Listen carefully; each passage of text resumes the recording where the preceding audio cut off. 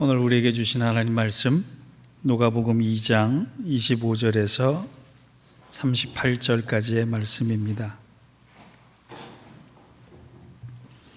한 절씩 받들어 읽겠습니다. 예루살렘에 시므온이라 하는 사람이 있으니 이 사람은 의롭고 경건하여 이스라엘의 위로를 기다리는 자라. 성령이 그 위에 계시더라. 그가 주의 그리스도를 보기 전에는 죽지 아니라 하는 성령의 지시를 받았더니 성령의 감동으로 성전에 들어가매 마침 부모가 율법의 관례대로 행하고자 하여 그 아기 예수를 데리고 오는지라.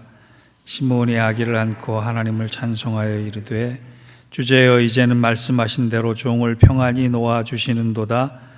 내 눈이 주의 구원을 보았사오니 이는 만민 앞에 예비하신 것이요 이방을 비추는 빛이요 주의 백성 이스라엘의 영광이니이다 하니 그의 부모가 그에 대한 말들을 놀랍게 여기더라. 시므온이 그들에게 축복하여 그의 어머니 마리아에게 말하여 이르되 보라, 이는 이스라엘 많은 사람을 패하거나 흥하게 하며 비방을 받는 표적이 되기 위하여 세움을 받았고 또 칼이 내 마음을 찌르듯 하리니 이는 여러 사람의 마음의 생각을 드러내려 함이니라 하더라. 또 아셀 지파 바누엘의 딸 안나라 하는 선지자가 있어 나이가 매우 많았더라. 그가 결혼한 후 7해 동안 남편과 함께 살다가 과부가 되고 84세가 되었더라. 이 사람이 성전을 떠나지 아니하고 주야로 금식하며 기도함으로 섬기더니 아침 이때에 나와서 하나님께 감사하고 예루살렘의 속량을 바라는 모든 사람에게 그에 대하여 말하니라. 아멘. 이는 하나님 말씀입니다. 제가 얼마 전에 이사를 했는데요. 이사를 하고 나서 제일 먼저 하고 싶었던 일이 뭐냐 하면 인터넷 회사를, 빠른 속도를 가진 인터넷 회사를 바꾸는 것입니다. 방을 꾸미는 것도 아니고 커튼을 다는 것도 아니고 제일 먼저 하고 싶은 것은 좀 더 빠른 인터넷 회사를 결정하고 알아보고 그리고 바꾸는 것이었습니다. 오래전 휴대폰 광고에 이런 카피라이트가 있었습니다. 속도, 너 참 마음에 든다. 여러분 요즘 인터넷 속도나 핸드폰 속도는 빨라야지 승부가 난다고 그럽니다. 대한민국의 별명은 빨리빨리의 나라입니다. 저는 컵라면의 매뉴얼에 3분 뜨거운 물을 넣고 기다리라 라고 했는데 그 3분을 다 기다리고 먹은 사람은 아직 못 봤습니다. 대부분의 사람들이 속도 문화를 빠르게 갈 때 칭송하는 분위기이지만 느림이나 기다림의 자세는 환영받지 못하다라고 하는 것이 우리들의 삶의 모습이기도 합니다. 그런데 여러분 잘 생각해 보세요. 기독교는 기다림의 종교입니다. 성경의 맨 마지막 장인 요한계시록 22장 20절을 보면 마라나타 주 예수여 어서 오시옵소서라고 끝을 맺습니다. 요한계시록의 마지막 메시지가 잘 기다리라 라고 하는 것입니다. 주님께서 속히 오리라 라고 하는 말씀을 주셨기 때문에 그렇습니다. 기독교가 로마 제국의 국교가 되어 현세 권력을 누리게 되면서 이 기다림의 신앙을 놓치게 됩니다. 그때부터 기독교가 부패하기 시작해요. 아이러니컬하게도 역사상 가장 기독교의 믿음이 좋았을 때가 저는 초기 원형교회의 탄압을 받을 때였다고 생각을 합니다. 그런데 기득권을 가지고 힘을 가지고 뭔가 국교로 인정받은 그런 제도권 교회가 되면서부터 교회는 복음은 타락하기 시작했다고 생각을 합니다. 중요한 것은 주님이 내일 오실지도 모른다라고 하는 기다림의 모습을 잊어버린 것이. 여러분 기다린다라고 하는 것은 다른 말로 그리워한다는 말이고 그리워한다는 말은 애정어린 갈망을 가진다라고 하는 말과 같습니다. 성탄절기에 여러분은 주님을 간절히 보고 싶고 또 기다리고 계십니까? 오늘 본문은 예수님이 나셔서 8일이 지나면서 할례를 받고 행하는 정결의식을 예루살렘 성전 안에서 행하는 장면으로부터 시작을 합니다. 예수님의 부모들은 그 의식을 행하기 위해 예루살렘 성전으로 갔다가 시몬이라고 하는 노인과 안나라고 하는 노인을 우연찮게 만났는데, 어찌된 일인지 이 시몬과 안나가 아기 예수님을 알아보고 찬양하고 하나님께 영광을 돌렸다라고 하는 내용입니다. 그런데 여기서요, 이 사건을 통해서 우리가 한번 눈여겨봐야 할 부분은 뭐냐? 어떻게 가르쳐 주지도 않았는데, 천사가 일러준 것도 아니고 누가 귀뜸해 준 것도 아닌데 어떻게 시므온과 안나는 그 많은 아기들 중에 예수를 그리스도로 알아볼 수 있었느냐라고 하는 거예요. 그 사실이 우리 신앙과 맞닥뜨려져야지만 성탄절이 의미 있게 맞이할 수 있습니다.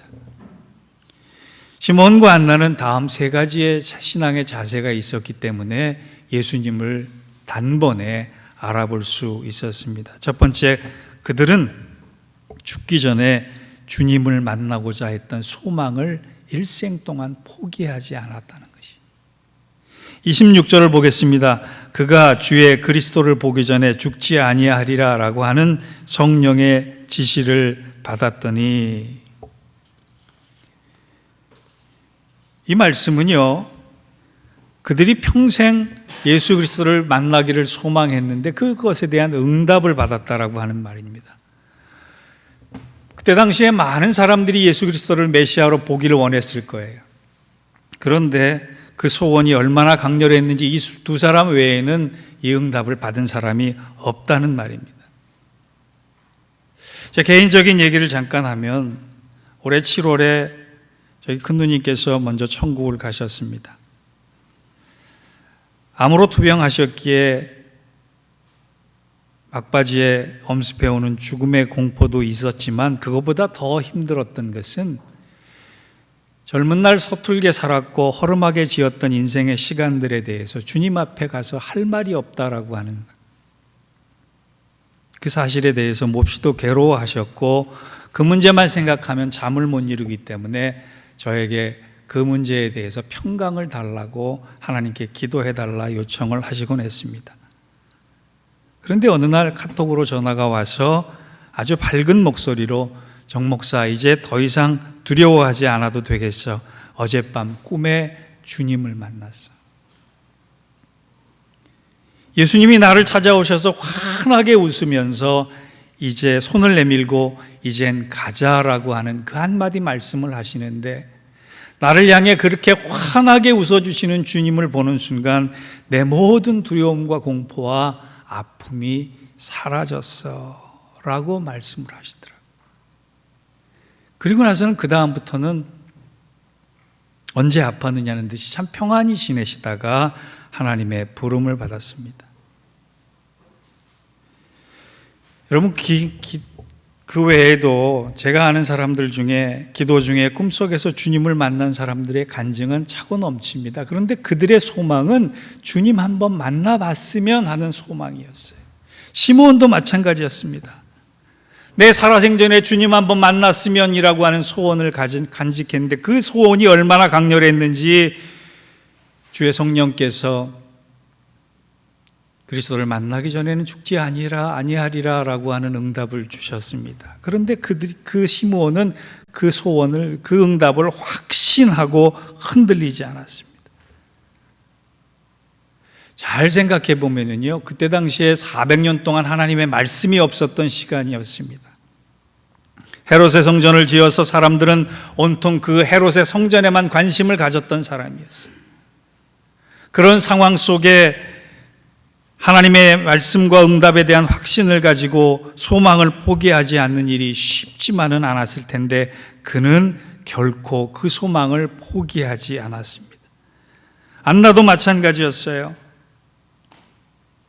메시아를 만날 수 있다는 약속을 받은 후 성전을 떠나지 않고 48년을 주야로 기회만 되면 금식하고 기도하면서 그리스도를 기다렸다라고 하는 것이.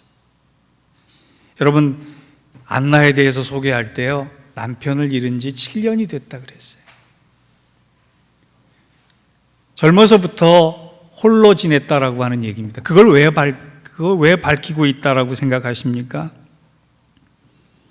바로 안나가 가졌던 소망의 차이 때문에 그렇습니다. 남편을 통해서 이루고자 했던 꿈들이 많았을 텐데 남편을 상실하고 그 안나는 새로운 소망을 가졌는데 그 소망이 그리스도를 향한 소망이었다는 거예요.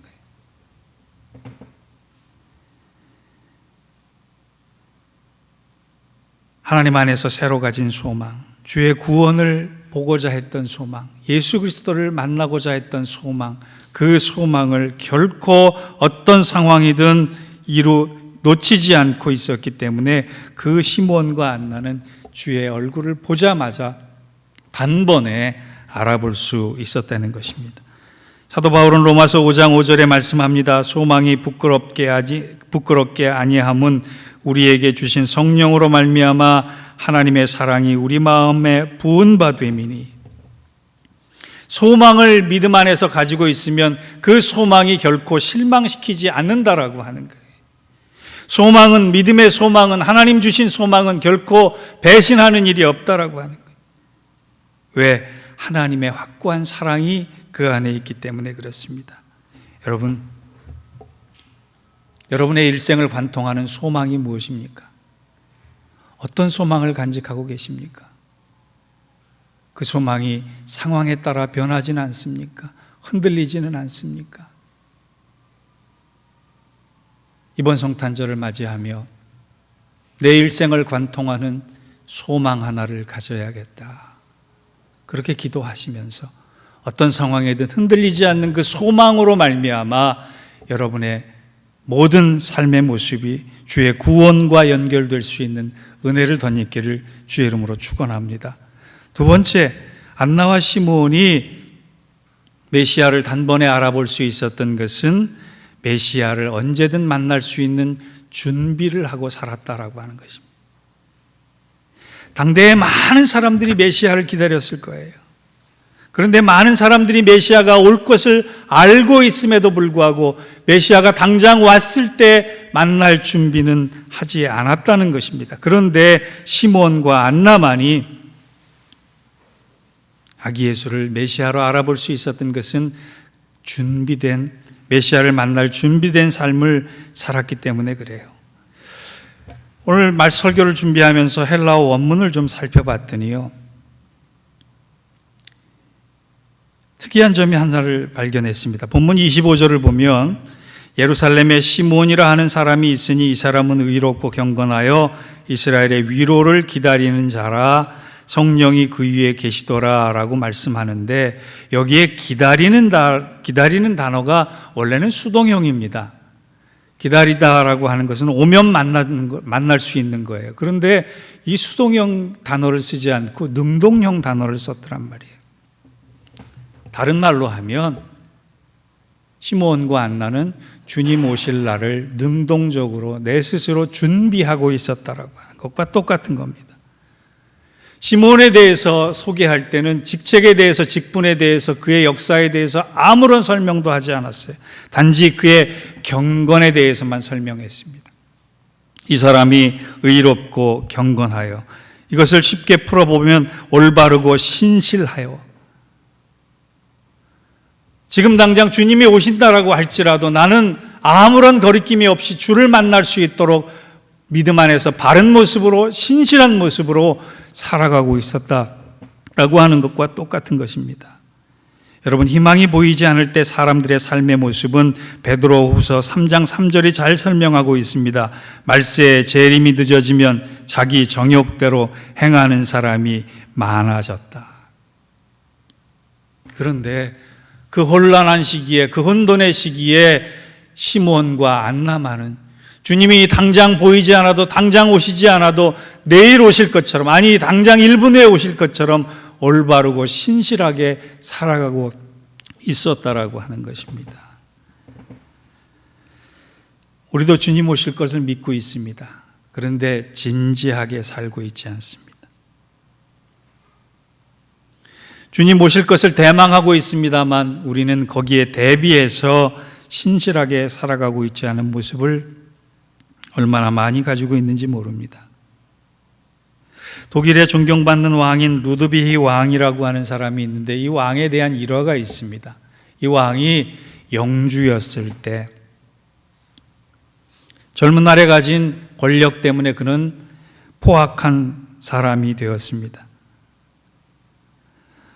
백성들을 무지하게 괴롭혔고 자기의 권력을 위해서는 수단과 방법을 가리지 않는 악한 영주였습니다. 그런데 어느 날 그가 사냥을 갔다가 너무 피곤해서 그 사냥터 옆에 있는 작은 예배당에 가서 쉬는데 예배당 벽면에 삼자 하나가 확 지나가더래요. 이 사람이 믿음이 있었는지 삼자를 보고 생각을 했습니다. 아, 3일 후 아니면 석 달 후 아니면 3년 후에 하나님이 나를 심판하실지도 모르겠다는 메시지구나.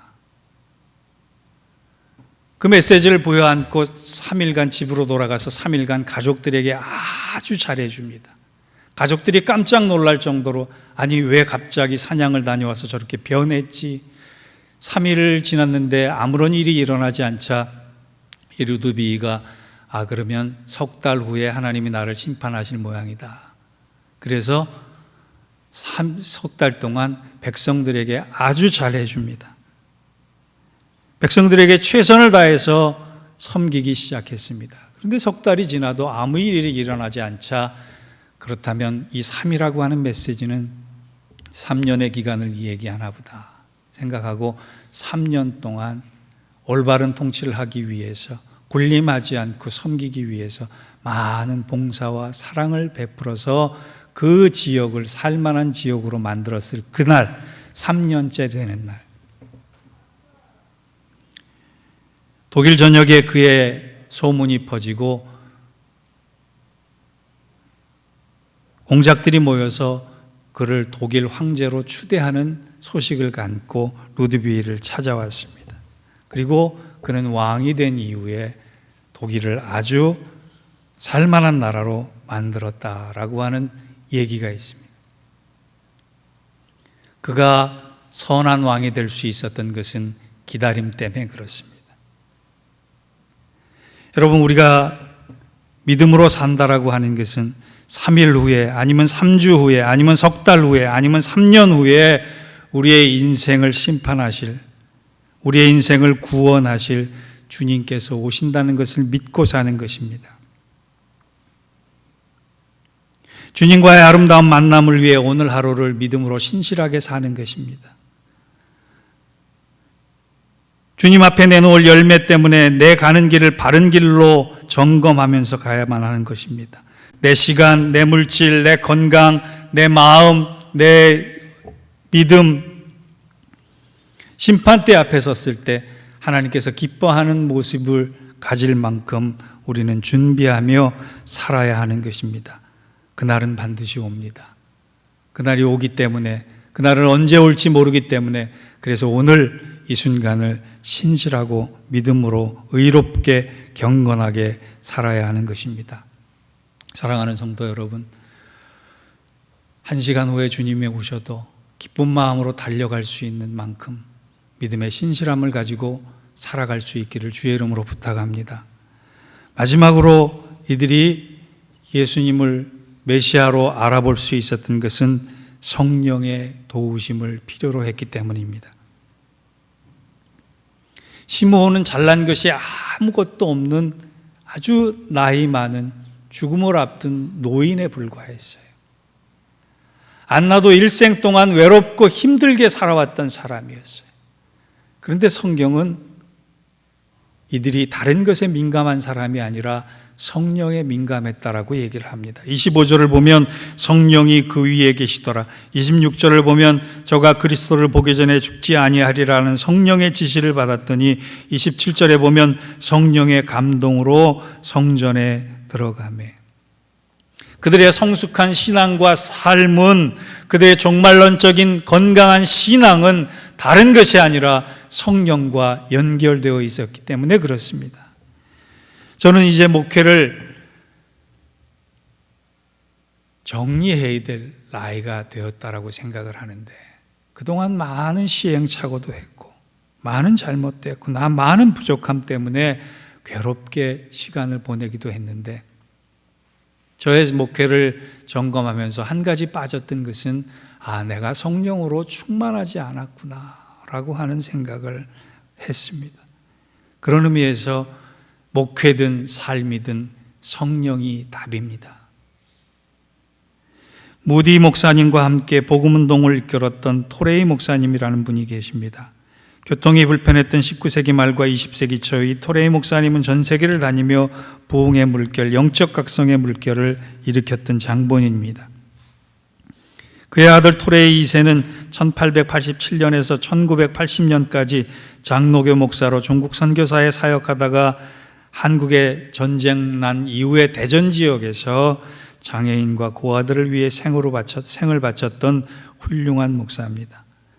그의 아버지에 이어서 토레이 3세라고 하는 신부가 1918년부터 2002년까지 강원도 태백에 있는 예수원 원장으로 평생을 헌신하며 많은 사람들을 그리스도께로 인도했던 신실한 아주 훌륭한 목회자가 있습니다. 그 가문의 목사님들의 공통점은 성령 충만을 강조했다는 것이. 토레이 목사님이 일어나면은 이렇게 기도했다고 합니다. 나는 아침에 일어나면 성령 충만을 위해서 기도했습니다. 성령의 사람, 기도의 사람이었던 토레이 목사님이 이런 늘 반복적인 기도를 드렸는데 한번 충분히 들어볼 만한 내용입니다. 하나님, 제가 성령 충만하다고 느끼지 못할 때 함부로 말하지 않게 해주시옵소서. 성령 충만하지 않을 때 함부로 말하면 실언하기 쉽고 사람들에게 상처를 주기 때문입니다.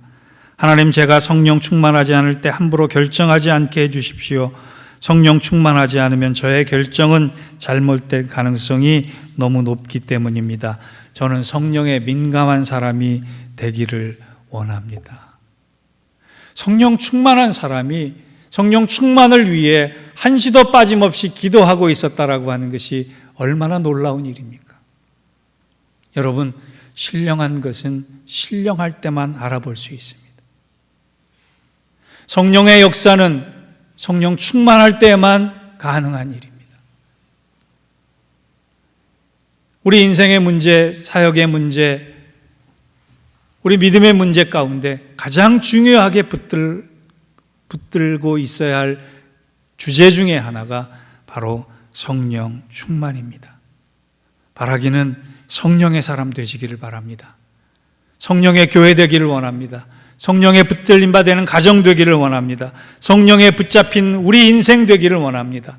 그럴 때 메시아가 하는 일을 알아볼 수 있고 주님을 알아챌 수 있고 주님을 통해 역사하는 믿음의 도구가 될 수 있는 것입니다. 저는 요즘 뉴스 보기가 싫어요. 뉴스를 보면 세상에는 희망이 없다는 것을 또 한 번 확인하게 되기 때문에 그렇습니다. 이 땅을 둘러보십시오. 여러분 주위를 둘러보십시오.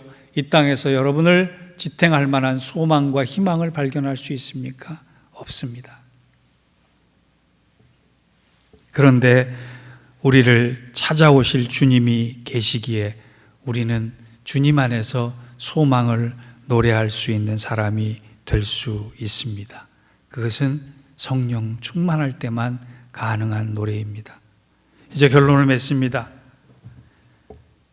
이스라엘의 가장 기다렸던 메시아는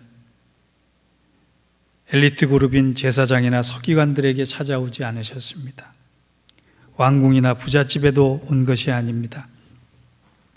가장 힘없는 노인, 한밤의 양치는 천한 목자에게 찾아오셨습니다. 힘이 없고 이름도 없고 천대받은 이들이었습니다. 그런데 그들은 아무 희망이 없었기에 메시아를 기다릴 수밖에 없는 오로지 한 가지 소망을 붙들고 살았던 사람입니다. 여러분, 희망을 어디서 찾으십니까? 희망의 근거가 어디 있으며 희망의 내용은 어디에 있으며 희망의 종착지는 어디 있습니까? 2023년, 2022년 여러분의 희망이 그리스도 안에서 근거가 있기를 바랍니다. 그리스도 때문에 생긴 희망이기를 원합니다. 그리고 그 그리스도 때문에 다시금 내 삶을 지탱할 수 있는 은혜와 영광을 얻기를 바랍니다. 그 감격과 기쁨이 믿음 안에 올곧은 희망을 가질 때 여러분은 그 시므온처럼, 안나처럼 주님을 여러분의 삶의 현장에서 만날 수 있을 것입니다. 그 은혜의 아침이 밝아오는 믿음의 여명 속에 있기를 주의 이름으로 축원합니다. 기도하겠습니다. 주님을 간절히 기다릴 때 주님께서 우리를 안아주시는 그 은혜를 믿음 가운데 확신하며 희망을 잃지 않고 믿음 속에 새로워지는 저희들 되게 하여 주옵소서. 이 성탄절 간절히 대망함으로 말미암아 주님을 다시금 만날 수 있고 알아챌 수 있는 기쁨과 감격으로 감사 찬양 올려드리는 우리 모두가 되게 하여 주옵소서. 예수님의 이름으로 기도하옵나이다. 아멘.